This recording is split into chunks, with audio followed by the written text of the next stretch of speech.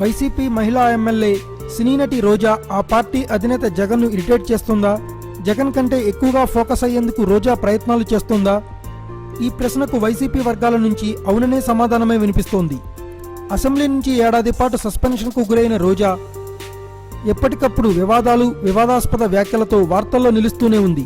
ప్రభుత్వాన్ని ఇబ్బంది పెట్టడంలో రోజా తీరు బాగానే ఉన్నా పార్టీపై పెత్తనం చేయాలని చూస్తున్న ఆమె తీరు మాత్రం జగన్కు ఏమాత్రం నచ్చడం లేదట.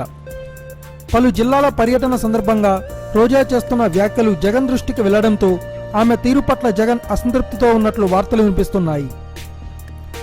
వైసీపీలో తానే నెంబర్ 2 అని రోజా ప్రచారం చేసుకుంటున్నట్లు తెలుస్తోంది.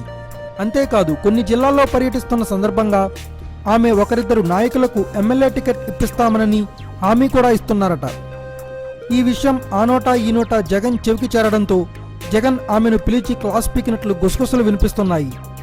మీ పరిధిలో లేని అంశాల జోలికి వెళ్లకుండా వ్యవహరించాలని జగన్ ఆమెకు సూచించినట్లు వైసీపీ నేతలు చర్చించుకుంటున్నారు.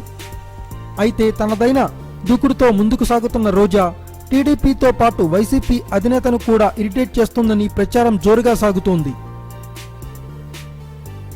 Thanks for watching. Please subscribe our channel.